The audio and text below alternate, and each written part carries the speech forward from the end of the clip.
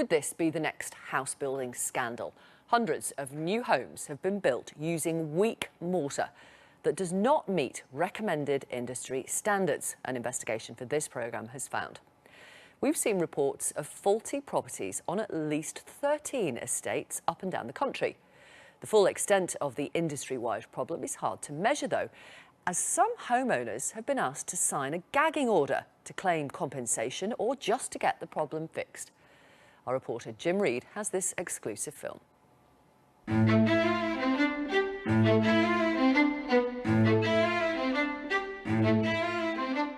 Last year, more than 200,000 new homes were built, the most since the financial crisis. But with the pressure on to build fast, a corner's being cut. It's supposed to be a happy retirement, and the last year and a half has just been a living hell. Just rubbing your finger across it, it falls off to dust. This programme has seen evidence of a structural problem in new houses up and down the country. What's more, we've heard the industry has sometimes been gagging homeowners to stop the details getting out. The NHBC's mission statement is raising standards, protecting homeowners, and from where I'm sitting, I can't see that they're doing either.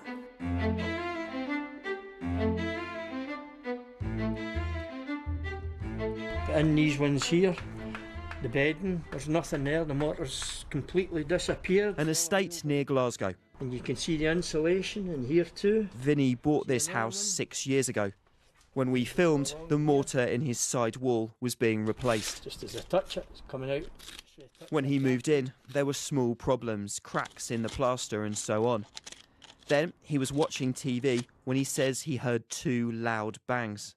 I went out to put stuff in my bin in the morning, and as I opened the bin lid and put the stuff in, stuff fell in my head. When I went like that, it was sand, and I looked at the bins and there was bigger bits of sand and mortar, and I looked up. That's when I seen what I seen. The mortar was falling out. He complained to the home builder Taylor Wimpey. He spoke to the NHBC, that's the industry body which guarantees his new home. NHBC arranged for a company to take mortar samples. The bricklayer says to his boss, "Look at this, Harry, this is the worst I've ever seen." Those test results showed the substance sticking the bricks together, the mortar, appeared to be far weaker than it should have been. I never put the mortar in. I'm the guy who retired and decided to buy a new build house. I would never buy a new build house again. Campaigners say this is not the typical minor problem or snag you can expect with a new home, but a serious structural fault. Mortar used in housing is made up of these 3 basic ingredients. You've got sand, lime and here cement. And in most parts of the country, this is the sort of ratio you should see. So that's 1 part cement to 5.5 parts sand. But we've seen some test results come back showing the amount is much higher, in some cases more than double the amount of sand. And experts say that is going to leave the mortar much weaker than it should be. Where a house builder benefits is... Dr Graham True has already represented other homeowners with this sort of problem. And if this is too weak here, what's the implication for the house? Well, if it's too weak, it's not going to be durable, it's not going to withstand erosion, it's not going to withstand the weathering that's going to come across it. If I were that owner, my concern was if I ever wanted to sell that house and a search was done and it was found out by a surveyor that it had this issue, then the property value could be significantly reduced. So why is this happening? Well, construction experts say one reason could be a switch across the industry to a new type of factory mixed mortar, which might pass a test in a laboratory, but not always be strong enough in the real world. Vinny, now in his 70s, lost his wife 15 years ago and now lives on his own. After those tests, the NHBC, the body that guarantees his house, did accept that something was wrong. Repair crews came and went, but Vinny says the problem was never fully fixed. This is my house, this is inheritance to give to my kids, and I'm retired. It's supposed to be a happy retirement, and the last year and a half has just been a living hell. Do you regret ever buying this place? Yes, I do. I wish I was still in my old house. After 18 months, the NHBC did finally buy Mr Fassione's whole house back off him. In a statement, it said, "Unfortunately, the performance of the contractor we employed to repair the property was not good enough, and so, in consideration of Mr Fassione's personal circumstances, we offered to buy it. We did not buy the property because of the original mortar erosion." And the home builder Taylor Wimpey said, "We would like to sincerely apologise to Mr Fassione for the issues he experienced with his home. On those occasions where issues do arise, we endeavour to resolve them as soon as practically possible." Housing campaigners, though, say this problem is far from a few isolated cases. We've seen reports of failing or weak mortar in new houses built by different companies from Scotland to Sussex. In one estate in the Scottish borders, it's thought almost 100 properties are affected. Same problem, same cable tie, 12 inches, goes all the way through. The builder said there is no structural risk and it has agreed to repair the homes that need it. If this weak mortar problem can be found throughout the country, then why do we not know more about it? Well, time and time again, we've heard from people who say they've been told by their lawyers not to speak out. In some cases, the problem has been quietly fixed or the house even bought back, but only if they agree not to tell anyone else about it. For example, one homeowner from an estate in England told us, "The only comment I can make is no comments. I'd like to speak out, but at the end of the day, I have to protect my investment." And the less durable it's going to be. Phil Waller writes a blog on new homes and calls weak mortar the next house building scandal. Why do people have to fight so hard, do you think, to get problems like this fixed? I don't know. It's black and white to me. If the mortar's not got sufficient cement in it, it's not strong enough, therefore it doesn't comply with the warranty standards. If it wasn't a problem, why are the NHBC and the builders buying houses back off of these people and then asking them to sign a non-disclosure agreement to keep quiet about it? It's going on, it's just not being talked about. Do you think it would be better for the industry if agreements like that were not allowed? I think it would be better for the whole of the nation if agreements that weren't allowed in any industry. Non-disclosure agreements should be banned full stop, I think. If it's all covered up, more victims are likely to be drawn into the net and make the same mistakes. This development, with its 150 properties, and it's another new estate in the Midlands. It just reduces straight down. William Austin moved in with his wife just last year. It wasn't long before they noticed a familiar problem with the garage wall. The mortar, when we found it, is very soft and flaky.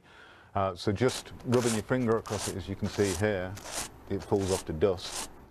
The house builder first said everything was fine. So William paid for his own test, which again appeared to show the mortar is weaker than it should be. It's pretty much like steel. You shouldn't really be able to flake it away by rubbing across it. Even something like a screwdriver, running a flat-headed screwdriver across it, will only leave a very, very faint scratch mark. But here you can see it's just grinding in. An independent review later found there was a problem and the builder has agreed to fix that wall. The worry now is that other parts of his new home might have the same fault. You can see there's a hole between the brick, so you can see that's just weak, crumbling. Mr Austin has now hired his own surveyor, who is recommending more tests. The builder Barrett's apologised, but said it does not accept the mortar used on the estate was below standard and tests showed every batch met the necessary specifications. The major concern is the fact that in a few years' time we could face serious structural issues that are going to cost, you know, a lot of money to put right. So the only option that we really have is some other form of mediation or taking a legal approach, taking the matter to court. You might have to go to court, you think? Yeah, we absolutely will be going to court. But legal action can be expensive. After years of campaigning, the government has now agreed to appoint a new Homes Ombudsman to try to sort out problems like this. He or she, though, is unlikely to start work for at least another year. In the meantime, any unhappy home buyers out there are left very much fighting their own corner. Jim Reid reporting. Shifa on Twitter says, as someone who's worked on housing developments and seen how they are built, I would 100% not want to live in one. Andrew on Facebook says this is happening all over the country. I'm a bricklayer with 20 years experience, and since we've moved to pre-mixed mortars, I've personally witnessed pre-mixed turning up without any cement on numerous occasions. I've walked off many sites because after notifying the site manager of faulty mortar, I was told to carry on and not to say anything. This is widespread behaviour because meeting targets is more important than quality. Adrian on Facebook says, we had the same problem on our whole development. We all had to threaten legal action until they caved in and replaced the mortar on 10 houses. I've been talking to Amy Williams, who's had lots of issues with her new build home, including a condemned boiler and no soundproofing on her house. And also Steve Turner. He's from the Home Builders Federation, which is the body that represents house builders. What's his reaction to our investigation? Well, we don't know. I don't know. I'm not aware of the specific cases, obviously. Mortar is well regulated through suppliers to house building sites. There's very comprehensive quality assurance tests done by the suppliers. There's very few instances that we're aware of that defective mortar has been used. It's not a common issue in the slightest. And clearly in those circumstances where it has been used, there's an obligation on the builder to fix the issues under the guidance from a structural engineer. Well, we've heard about new build properties in at least 13 housing estates from parts of Scotland to Sussex. And, quote, retired construction manager Phil Waller told us this is both widespread and very serious. Well, certainly don't accept that. We've spoken to a number of builders in the past week. Most have had no issues with mortar whatsoever. Those that have, it's on a very limited number of sites. There is defective mortar. You can scrape this stuff out from in between the bricks. Well, clearly I'm not able to see whatever you've got. If that is the case, then it's the builder's responsibility to go in and with the structural engineer to fix the issues that you say exist. Why is it happening at all, do you think? Well, we're building hundreds of thousands of homes a year. The vast majority of people who buy and purchase a new build home are happy with their home. Of course, when you're building so many of any product in all weathers, using a range of trades and a range of materials, there's going to be a number of instances where there are issues. Why are there going to be some cases where there are problems? Why should we accept that? Well, it's not about accepting it. It's just, unfortunately, when you're building over the past few years, and I'm sure some of the cases you've got have been built, not this year, but over the past few years, we've built millions of new homes. When you're building millions of any product, especially something as complex as a house, there is unfortunately going to be a very small number of instances where things do go wrong. In those instances, there's a clear process for the builder to address the issues and fix them to the satisfaction of the customer. What do you think about some companies asking people who've bought new builds and found problems with them to sign non-disclosure agreements? That's not something we're aware of. That's obviously something to do between the customer and the builder. Is it okay? Is it appropriate? It's something that's volunteered between both parties, sometimes at the behest of the individual's solicitor, to protect both parties.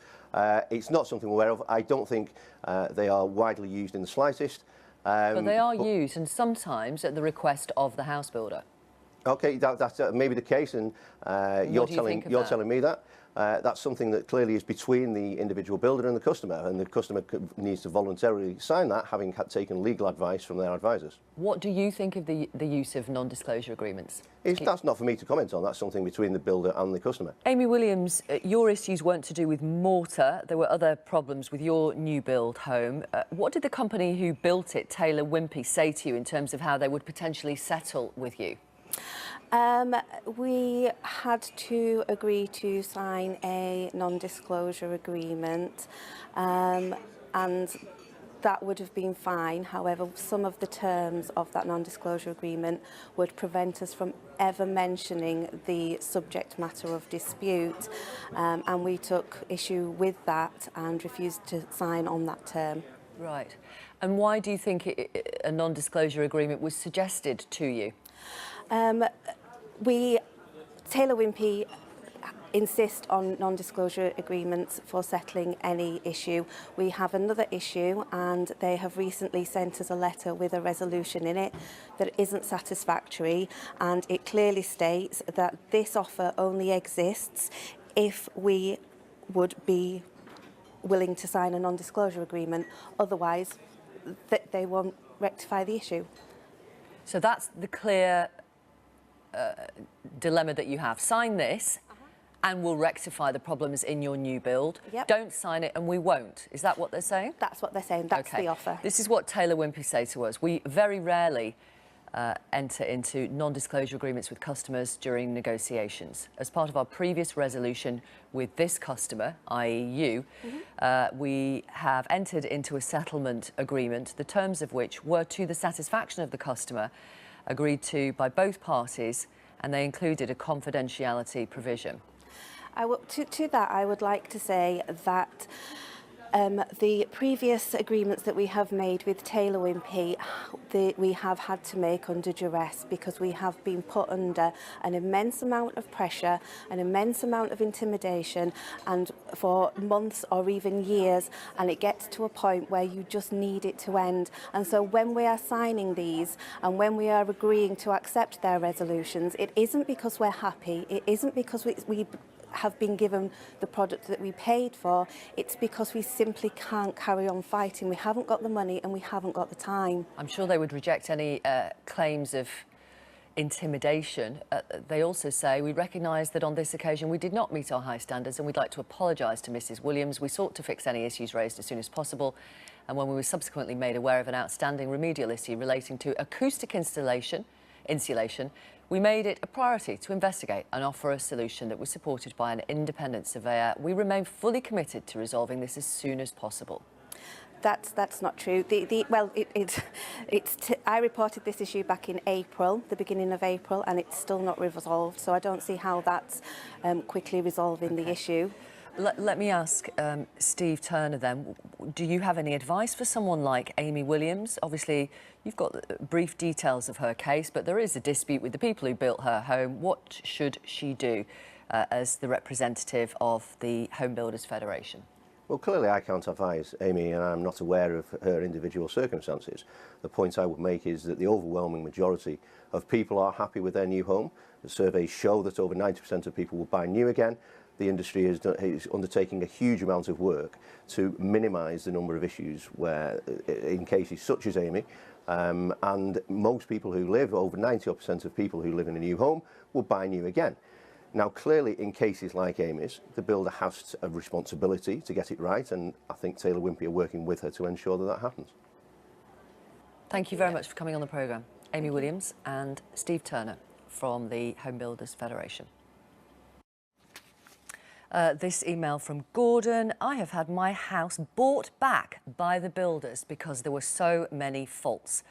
They settled on the steps of the court, paying every court cost incurred, including fitted carpets, curtains, telephone connection, everything they bought back. And Paul says the NHBC are next to useless and protect no one but themselves. They state that issues should be flagged within the first 2 years, so why bother with a 10-year guarantee?